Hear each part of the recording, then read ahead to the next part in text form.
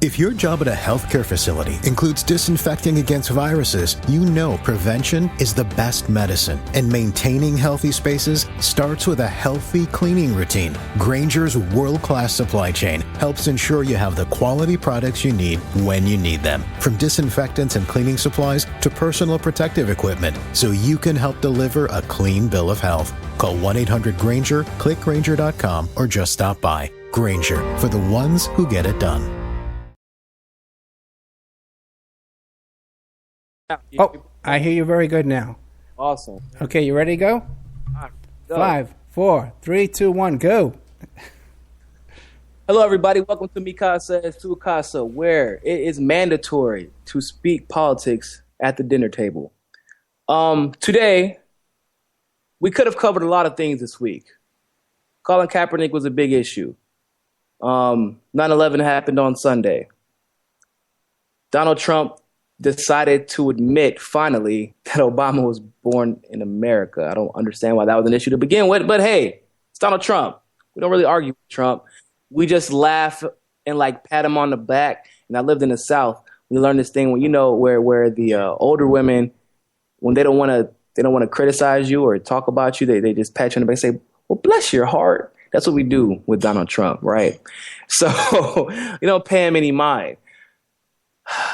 But despite all of this, all the crazy things that happened this week, once again, Hillary Clinton takes the cake. It's like she goes out of her way to make my hit list for the week. For those of you who follow my Facebook page, which is Niko, Niko, D House, I actually did a live stream earlier this week discussing essentially that Hillary Clinton has been playing us, not just Hillary Clinton, but her campaign, the way they've kind of tried to guide the media away from telling us the truth or letting us know the truth about what is going on with Hillary Clinton's health. And also the fact that they've tried to essentially hide the fact that the Democratic Party is openly entertaining ideas for a backup plan because Hillary Clinton's health is somewhat up in the air right now. We have no idea how this is going to end up. But once again, Hillary Clinton manages to make Niko's hit list. And can't say at this point that we're surprised, ladies and gentlemen. So, many of you on the West Coast are watching, but you have not heard the amazing news. I'm sure that you've heard about the WikiLeaks, but I'm not sure that you understand the extent of which these WikiLeaks have impacted what we thought was the case involving Hillary Clinton's health issues. As many of you know, a lot of people actually got fired for bringing up Hillary Clinton's health.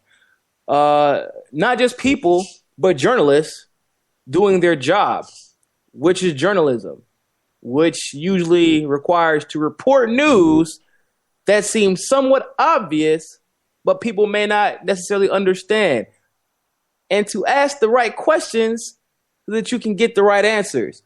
There were people fired over the last 2 weeks for perpetuating what much of the Democratic Party and a lot of Hillary supporters would call conspiracy theories.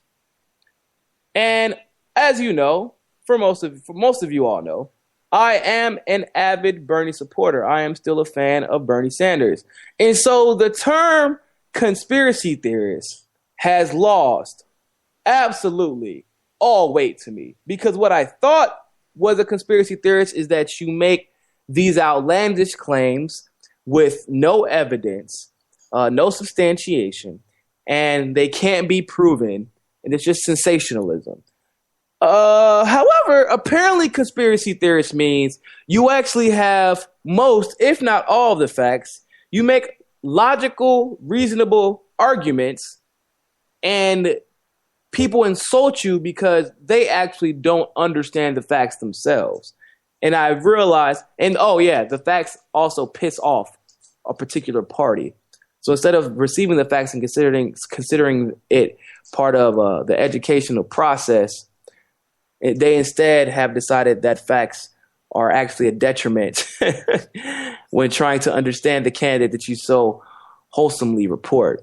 So However, this week or over the last 2 weeks, we saw the journalist and television host Dr. Drew Pinsky, Matt Bruning, David Schuster, and David Seaman get fired for committing the crime of reporting the news, which at the time, admittedly, nobody knew if it was actually official news, but all they said was, hey, maybe we should be questioning this because, well, in all honesty, this isn't really something that we've had to deal with in the past, well, in recent history where health has been questioned. Now, that does not mean to say that age has never really brought the question of whether someone could last in the long term, because we thought that with John McCain, but John McCain did not get sick. We thought that, well, I didn't think that, but some people even brought up that point with Bernie Sanders. However, once again, as we know,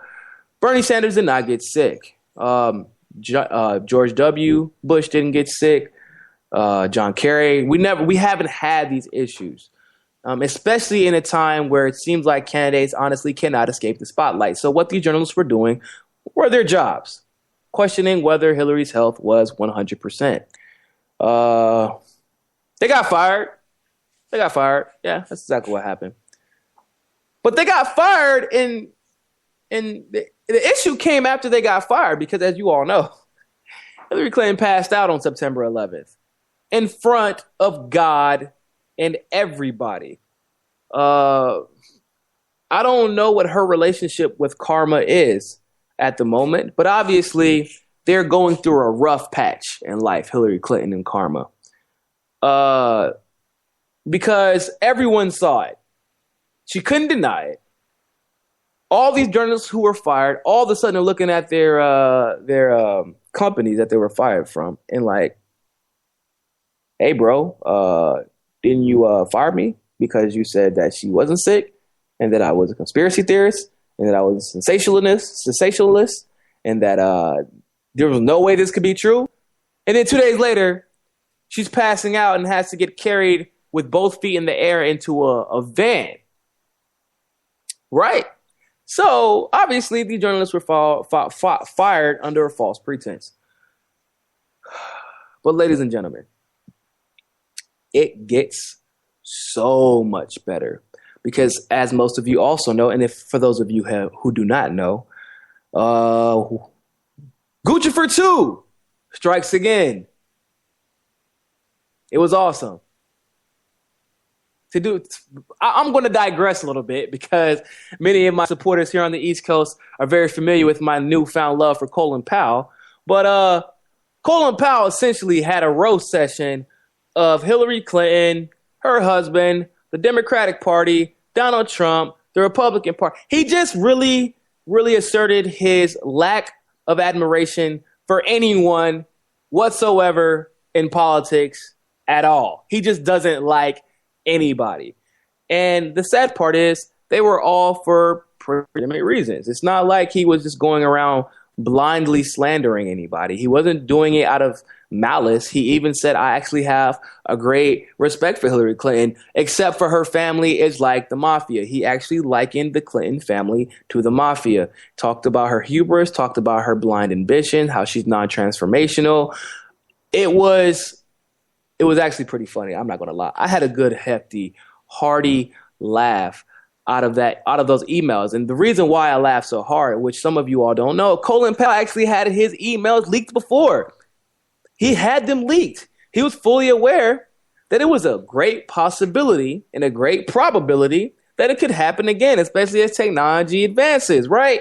He still didn't care. He was like, whenever they asked him about everything, they were like, Colin, what's your take on the DNC leaks? He's like, no comment, but there's some more coming, and they're probably going to be worse. But I don't take nothing back, though. Like, that is how Colin Powell handled the DNC leak situation. He didn't apologize.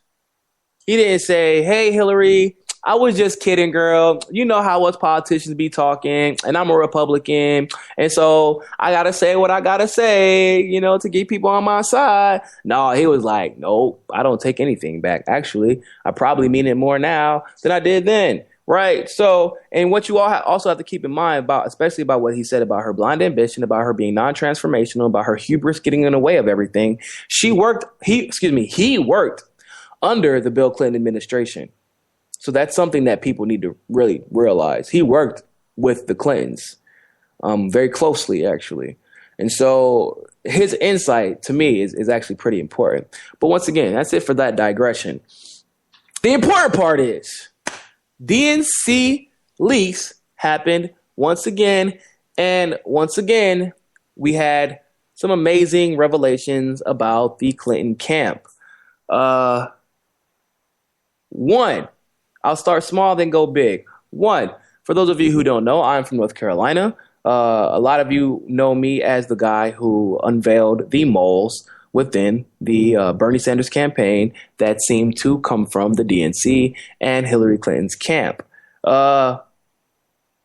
Yeah, that was actually a lot more serious than I had originally thought it was going to be, because as you all know, I thought it started in North Carolina and it ended in North Carolina, but it actually started in North Carolina and it's still going on as we speak.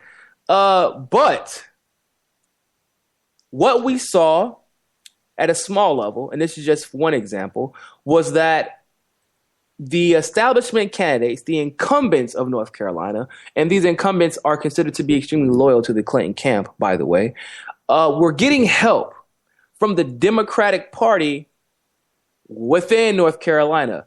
And I don't mean getting help in a small way. I'm saying the email said that they're going to give their party 100% access to all of the information that the Democratic Party for that state, which is North Carolina, had.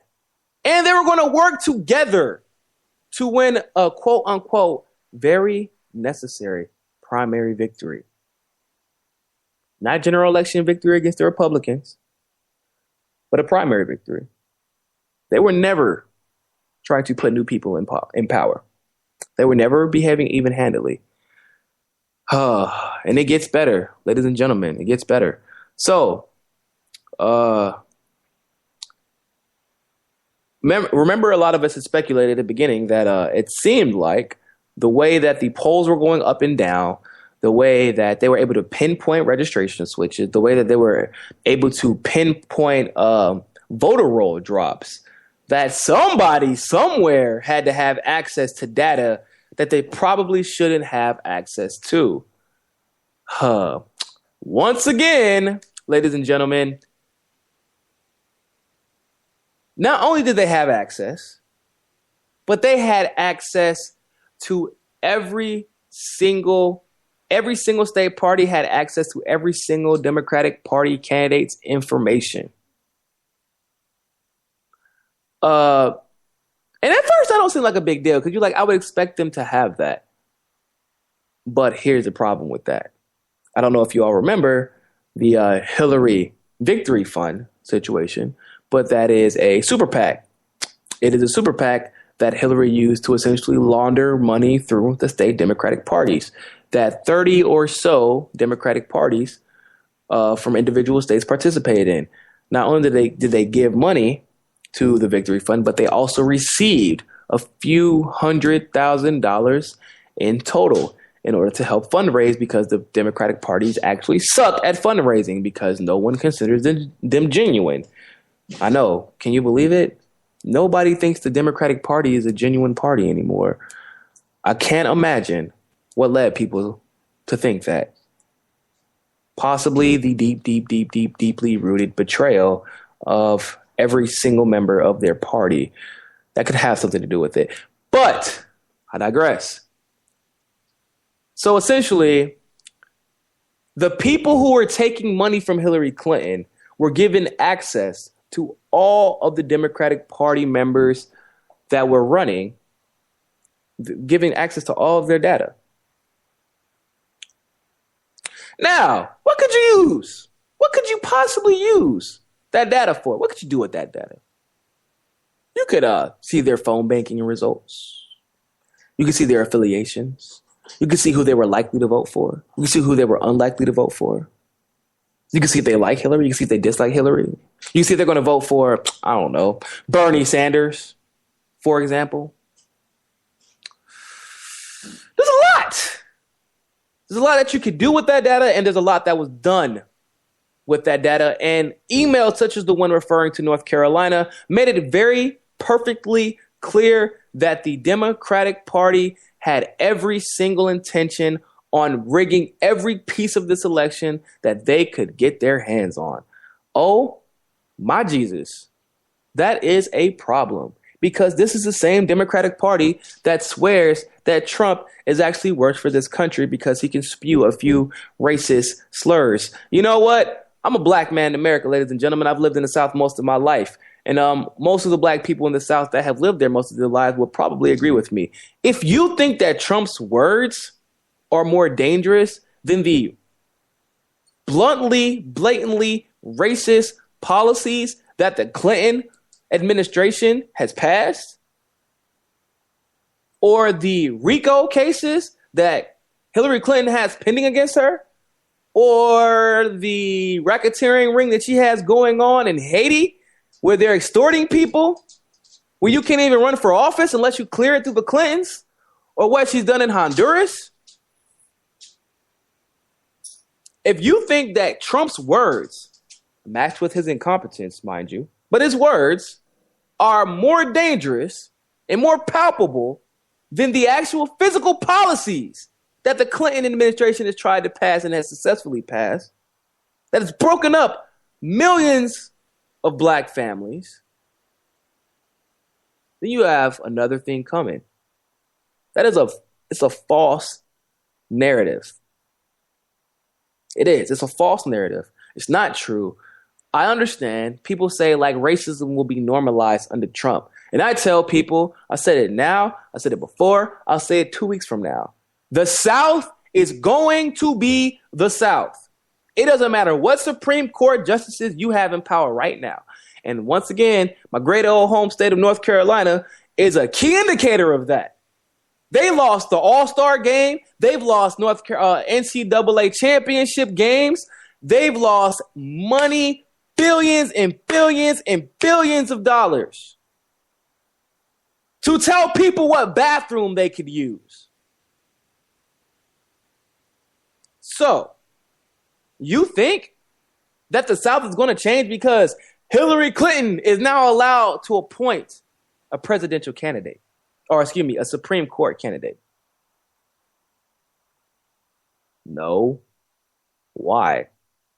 Why would that change? However, I think what the more important thing is to look at is what precedents do we actually have that would prove that Hillary Clinton would actually be more like would appoint progressive Supreme Court justices? What exactly do we have as precedents? What? You mean the military generals that she just appointed, or that she's talking about appointing to her administration? The same ones that George W. Bush had when he started the wars in Iraq and Afghanistan.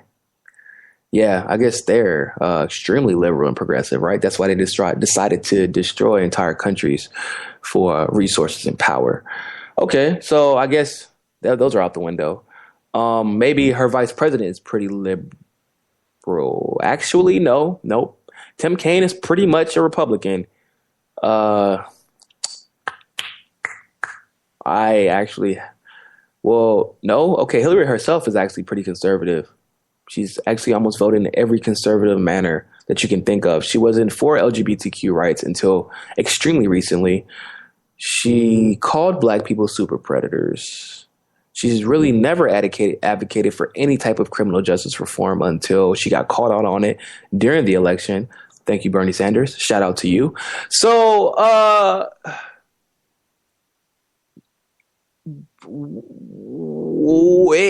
not to mention the fact that, once again, she has an entirely screwed outcome awaiting her as far as the legislature is concerned, because the Democratic Party has made Party turnout absolutely abysmal. People are disenchanted with the democratic process thanks to the Democratic Party. Isn't that beautifully ironic? But it makes it even better considering the fact that Donald Trump has set record Republican turnout. So we have one who literally killed all the participation that Obama set us up for and that Bernie Sanders had initiated. And then you have the guy on the other end of the spectrum who maximized Republican turnout and even brought some of the conservative independents over into his game. And also the people who simply hate Hillary Clinton so much that they don't care. So now we're in an awkward predicament because that equals when we consider gerrymandering that's going on all over the country. That equals some pretty serious problems because don't Hillary Clinton need to pass TPP to keep her little corporate sponsors happy? And if you don't think she will pass TPP to keep those corporate sponsors happy, you have lost your damn mind because the Democratic Party has fought to keep the TPP. And this is the Democratic committee that Hillary Clinton appointed. Understand that. This isn't people who were democratically elected. These are people that Hillary checked off to be on that platform committee. And they push the TPP. And so if Hillary Clinton is going to push a piece of legislation that neither the majority of the Democratic Party nor the majority of the Republican Party wants, how exactly is she going to get that pushed through? She's going to have to bargain somewhere. And what exactly is the only bargaining chip that Hillary Clinton would have if she were to see office, ladies and gentlemen? That would be the Supreme Court seats. So that there's two problems with that also. There's always a problem. There's always problems with the people who think that Hillary Clinton is actually going to advocate for anything that they expect her to, including, and that is absolutely including women's rights, because the men in the Clinton Foundation get paid more than the women in the Clinton Foundation. And if you don't believe me, look it up. So that includes women's rights. There's two problems with her Supreme Court justice issues. One, she needs a bargaining trip with the Republicans to appoint somebody or to get TPP passed. So they'll probably have a little say in who will appoint the Supreme Court justice. And two, which is worse for me, she's going to appoint people that she can trust, not progressives. She's going to appoint people because there's lawsuits up and down Hillary Clinton's back right now, including a very, very serious RICO case. You think that those aren't going to get appealed? I know maybe one that won't get appealed because it's being handled by a Republican judge. All the other ones that are getting handled by Democratic judges, those are going to get appealed. Probably all the way to the Supreme Court. And do you think that Hillary Clinton wants to leave her fate and the fate of those who worked with her in the hands of progressive judges or Republican judges? No, there's a whole new party that's been established by Hillary Clinton. It's the Clinton camp, the Clinton mafia. Pay to play. You play, you're probably paid. That's who she's going to appoint. You're going to get either a Republican or a Clinton judge, and both of those they're going to, Republicans can't turn back time, but a Clinton judge, what they can do, and they likely will do, is reshape the future in a very scary way. So, back to the DNC leaks. This is important stuff that I'm talking about because it frames the outcome of everything that we're going to end up probably talking about at the end of the month, which is who's going to replace Hillary Clinton and if the Democratic Party is going to be smart enough to do so before it's too late. But moving forward, so Hillary Clinton passes out and we're informed immediately she was dehydrated and she overheated. was heat exhaustion, everybody. Ladies and gentlemen, for those of you who are on the West Coast right now, it was 70 degrees that day. It was 10 o'clock in the morning. It was breezy. It was beautiful. It was easy, breezy, beautiful. Cover girl. It was beautiful out there that day. You can't really suffer from heat exhaustion when there wasn't really that heat. Now, if they would have said dehydration, a little bit more believable. Speaking of which, I want to sip some of my water because I don't want to get dehydrated and pass out and have to get carried to my daughter's apartment. That's some good stuff right there, ladies and gentlemen. Anyway, so we're told that she passed out due to heat exhaustion. That was false. Why was it false? Am I making this up? Am I just being an asshole? Oh, no. It's false because Clinton's doctor, the one that nobody's ever heard of before, actually said it was false because she has pneumonia.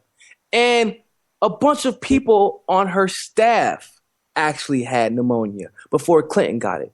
So she obviously, very obviously, got it from someone else on her staff, right? That makes sense, right? Pneumonia is transferable. Except her doctor then said, actually what she has is a non-contagious bacterial form of pneumonia. So she actually didn't get it from anybody. Everyone else had the contagious kind, but Hillary Clinton, Superwoman, had the non-contagious kind. So all the stories that we were hearing for literally an entire week justifying that we shouldn't worry because she just picked up pneumonia from someone else just got thrown out of the window with one letter. Because her and her fake doctor didn't talk before they wrote the damn letter. And it's probably the excuse of her trying to cover up while she was shaking hands, hugging people, and hugging little girls with pneumonia outside of her daughter's apartment. Once again, I said, fine. Okay. You got us, Hillary.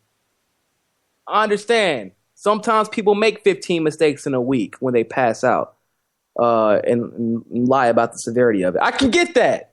It's politics. People lie sometimes, or they fabricate things. They fabricate and exaggerate and hyperbolize things. I get that. So this is it, though, right? This is your story, and you're going to stick to it. Y'all know damn well this is Hillary Clinton. So, of course, she got a story, and she did the opposite of it. She absolutely did not stick to it at all. Bill Clinton comes out and then says she had walking pneumonia, insinuating that she actually was and is contagious. I am so confused. I'm so confused. I have no idea what to believe anymore. I have no idea what to think anymore. I get on my live stream on my Facebook and Twitter every day, and I ask people, I say, what the hell is going on within the Clinton campaign? Then we come to find out, the day she gets sick, that she actually took 17 days off of work during a general election. Y'all, the damn general election is in November. This isn't the primaries. You don't have a year. How the hell are you going to win an election? You're not campaigning. I don't know how that works. But hey, Hillary outspent Trump, right? 10-1. So that means she should be winning. Except she's not. Actually, she's losing in Ohio right now. And the Democrats haven't lost in Ohio since I think like 2004. It's 2016. Hold on. Oh, that brings up another interesting point. So she's losing in Ohio. She's losing in obviously all of the red states. And if she loses Ohio, she stands a chance of losing Iowa still. And she's down to, according to 3 polls in North Carolina. Y'all, how's she going to win the election? Oh, yeah, and she's losing in Colorado. One of my supporters just mentioned on live stream that she's losing in Colorado also. I forgot about that. How are you losing in the state? You know why? Because they smoke weed. They smoke a lot of weed. Can't fool people who smoke weed all the time. Their eyes are wide open, even though their eyes are kind of really shut at the same time. You get what I mean? So, yeah, but either way, you're losing in Colorado and Ohio, and those are kind of must-win states. Because after that, all the other states get minimal. They get minimal electoral votes. So you're losing in Ohio, you're losing in Colorado, you're losing in North Carolina, you're losing in all the South, and your ass decided, you know what, y'all? Let's go on vacation. We take 17 days off, right? How much money we spent? 17 million? Hey, call the Koch brothers real quick. You gonna give us some more money? How's Rothschild doing? Call Rothschild up. Ask him how his wife is doing. Let's get some more money. That's pretty much what I'm assuming she thought was going to happen, because what her campaign, and I want to clarify this. Just because you are in a campaign doesn't mean you know how to run a campaign. And that statement holds more truth considering the fact that most people on Hillary's camp follow the pay-to-play method. Now, what is the issue with the pay-to-play method? Well, paying to play doesn't necessarily mean you're competent, ladies and gentlemen. It just means that you have a lot of money. And if you bring a lot of people on the campaign who just happen to have a lot of money, it doesn't necessarily mean that they're good at their jobs. If you're not necessarily good at your job, it's okay if one person isn't necessarily good at her job, or 2 people isn't necessarily good at their job. But your whole campaign is not competent. In fact, most of your campaign, or the people who support you in the legislative side, whether it be state or in the U.S. Senate or the U.S. House of Representatives, you literally bought them to be there. They actually don't know how to win an election. They actually have no idea what the people want. They actually don't know how to appeal to the masses. So, of course, they can't increase voter turnout. You can't increase voter turnout. And everyone has been paying to join your little camp that you forgot to damn check if anyone was actually qualified to work for you. Kind of stupid. Oh, y'all. Sorry, I hate ignorance. I'm 27 years old, and I know that you, at least, if you're going to do pay to play, at least check that they have some type of qualification to guide your campaign and lead it away from this abyss that you're jumping into, seemingly voluntarily at this point. Oh, but it gets better. It gets so much better. So we get back to the WikiLeaks, because this is all leading up to the WikiLeaks. She says there's nothing to worry about. The Democratic Party does not necessarily feel the same way, as you know. The MSM is starting to kind of against her. They're like, they're trying to test the water to see how the ratings are doing if they start mentioning her health now. Guccifer 2 comes and saves the day. Why? Because he releases this amazing email, forwarded from Huma Abedin, for those of you who don't know, one of Clinton's closest advisors,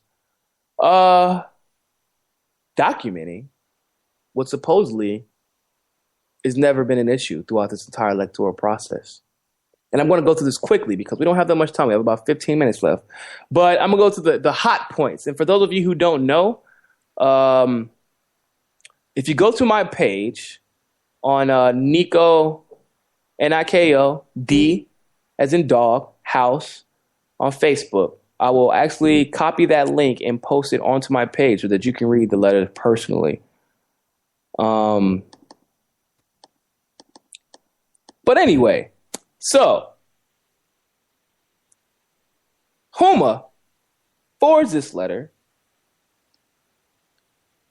I don't know why she didn't just like hand deliver it to Hillary, but it's gotten her screwed. Because what this says, and this is apparently from a doctor. At first, I was actually mistaken thinking that Miss Huma read this letter, but upon further research, I found out that it was actually from a doctor, which actually makes this a little bit more scary.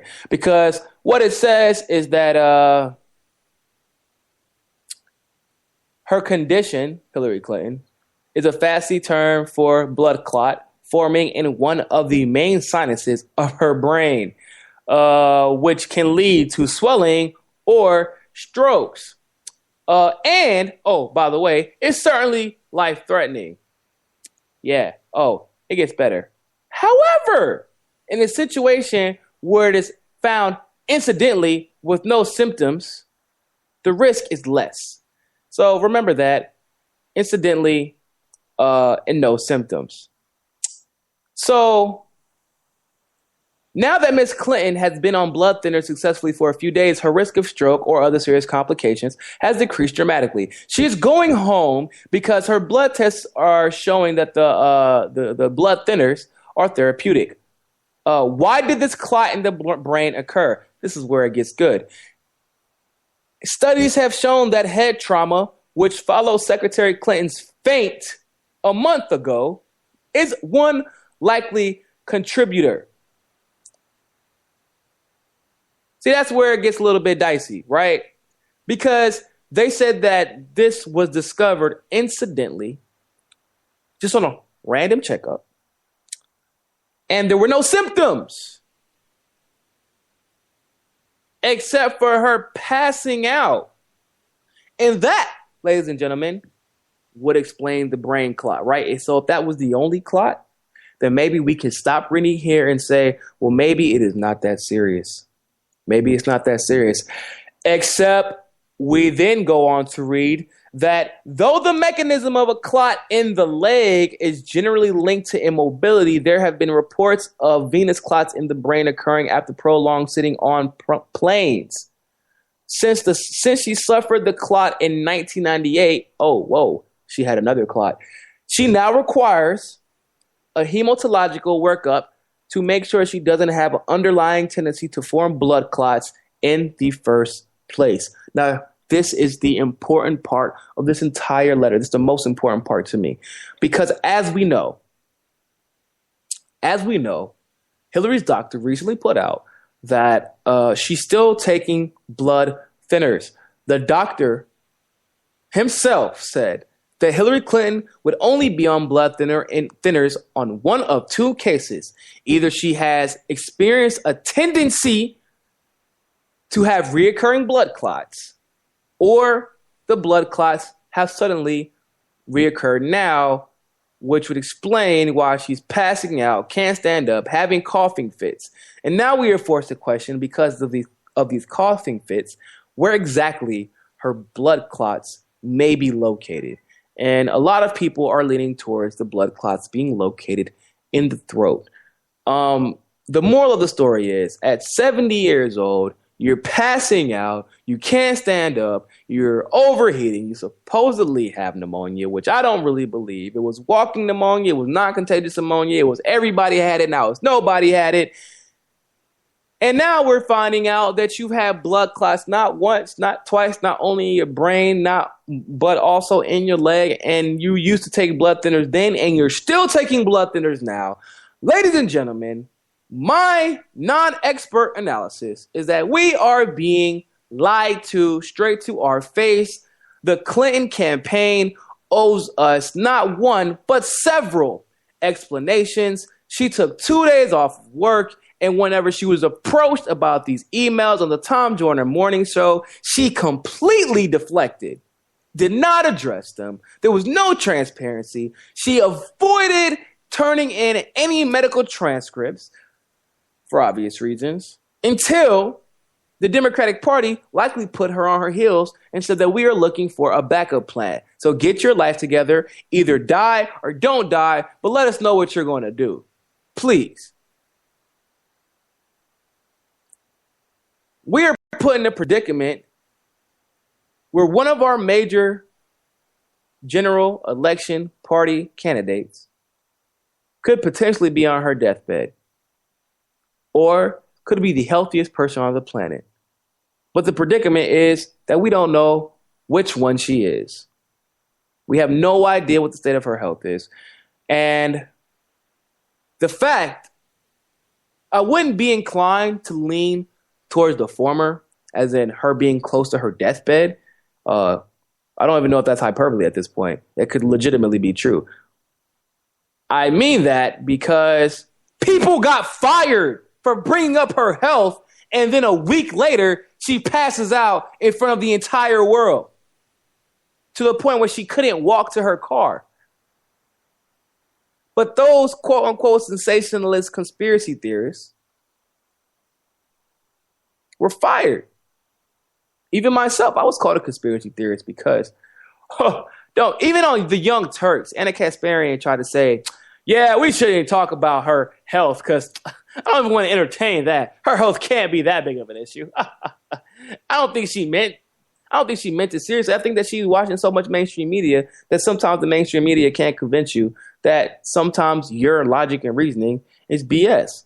When in actuality, I feel like most people's logic is based in fact now. I feel like most people's logic is probably is mostly primarily based in fact because we have so much information in such abundance right here in front of us that why do we need to speculate at this point?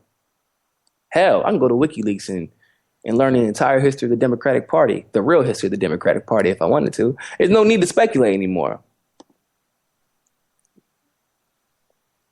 Right? I feel like this is important stuff. For those of you who are following my page, I just posted the link to the WikiLeaks that says Huma Abedin email proves Hillary has deadly blood clot. So for those of you who want to go see that, definitely go visit my page. And once again, that's Niko D House, Niko. So now we're here. Now I'd love to hear your all's thought. Won't be doing phone calls today, so I'm gonna go ahead from the live page next week. For those of you, before I go ahead and start taking questions, next week we're gonna have a conservative young woman, and we're going to discuss the racial issues in America, what I believe are her misconceptions of what she thinks are actual issues, and when she thinks somebody is race baiting. And, I'm going to be a progressive and she's going to be a Republican, and we're going to argue and probably not actually reach any sensible conclusion at the end, but it'll be entertaining. And that's the important part. And we'll all leave the conversation the wiser. So with that being said, we're going to go ahead and move into some questions from the live stream. So my first question this is from Darren Alivi. Niko, what do you think Bernie is doing by still campaigning for HRC? I think Bernie Sanders is two-pronged. I think that Bernie Sanders is being a politician.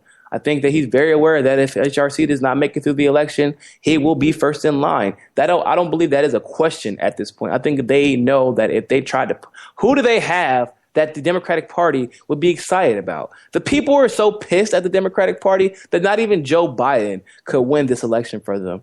The only reason that Hillary Clinton is even as far as she is because she's a white woman and people think that voting for her is actually progressive, not knowing that is the total opposite. So there's that. I think that he's positioning himself. And there's two, Bernie Sanders legitimately scared of a Donald Trump presidency because I don't think that he thought about it in such great detail. Because with Donald Trump's presidency, there's a lot of possibilities, and he's more so concerned about the possibilities. People like me, I'm more so concerned about the realities. I know that he'll get impeached. It won't take long. The Democrats don't like him. The Republicans don't like him. Speaker of the House doesn't like him. It just won't take long for him to get impeached. He's the least of my worries at this point. So I think that he's legitimately concerned about Trump, in my opinion. I love Bernie Sanders. I think he's wrong for being that concerned about Trump. I don't think Trump has that much political power, and he is not popular enough.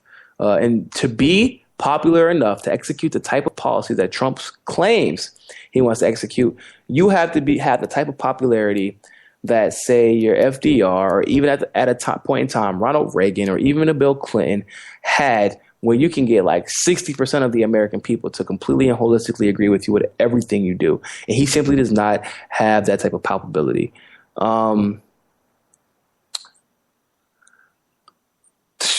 Does anybody else have any questions? Thank you, Walter. I appreciate that. Bianca Ramirez asks, how can we make sure Hillary is held accountable for her crimes and corruption when the whole system is corrupt?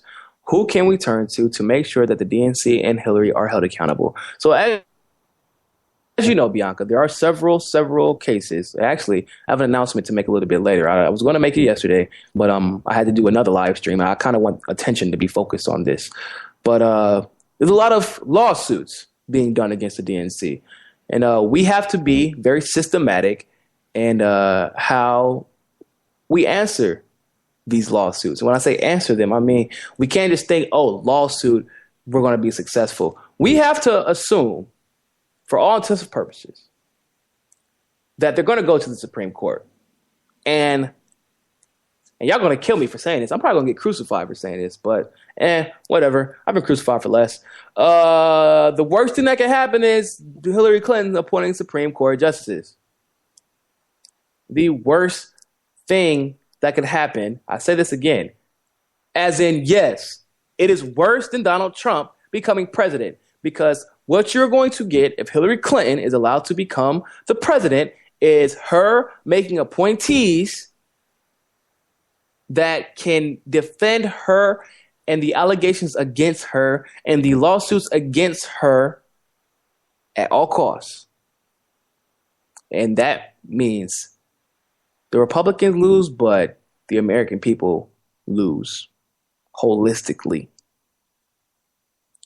We all lose. That means corruption almost is as deeply seated and deeply rooted, and it would take us decades, at least 2 decades, to get rid of it. So the best thing we can do is you focus on your local elections, you focus on your congressional elections, you focus on your district, and we start from the ground up. The rest, well, okay, so let's just say the rest you can hopefully leave up to me, which I'll make that announcement later.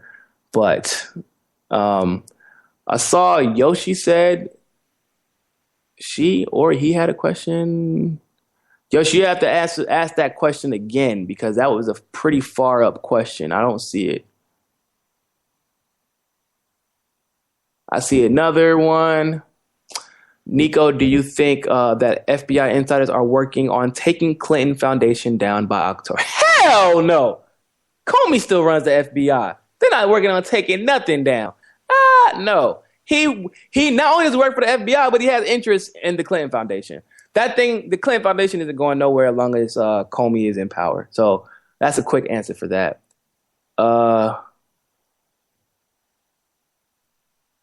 Actually, Patrick, so I have a lot of friends that go to UNC Greensboro, in the city that Hillary Clinton actually spoke in. And you are correct. The crowd was not as loud as the background noise would have had you believe.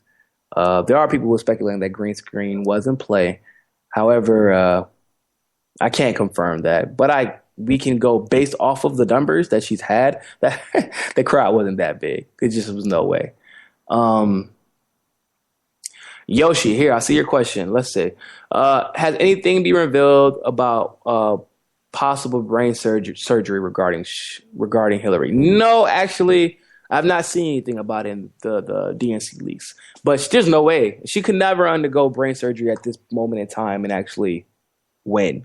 Like, she couldn't do it. You undergo brain surgery during a presidential race, you're probably not fit to be president at this very moment in time. So, Rachel Morgan asks, Niko, do you think these leaks will be enough to destroy the system?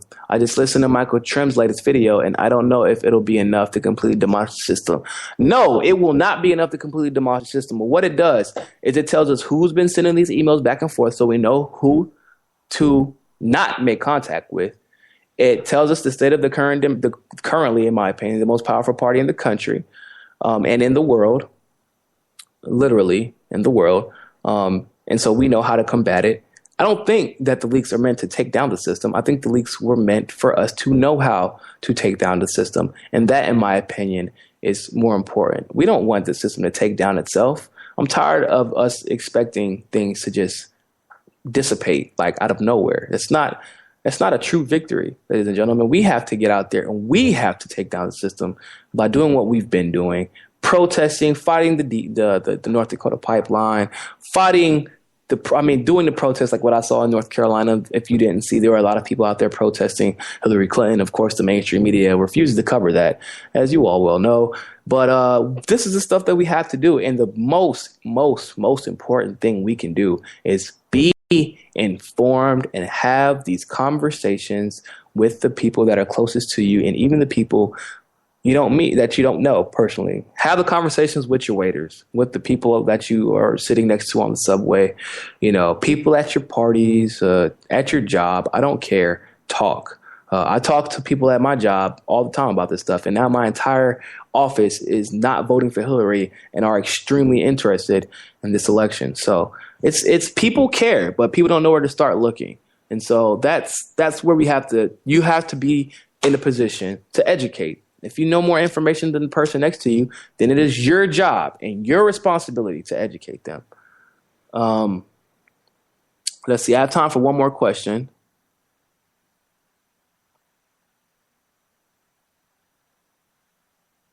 Okay, Darren with the last question.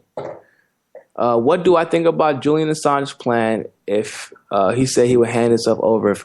I think it's extremely noble.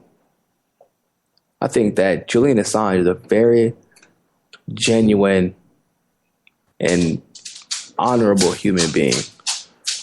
I can't imagine going through what he's going through right now. I'm a pretty brave and a pretty foolhardy and hard-headed guy. And what he has done, what he is doing, and even after living essentially in solitude, to say that I would give up whatever little, I've spent a lot of my life in solitude, and I would even extend that to show that people who come forward, I will do my best to look out for you, and to make sure that justice is served.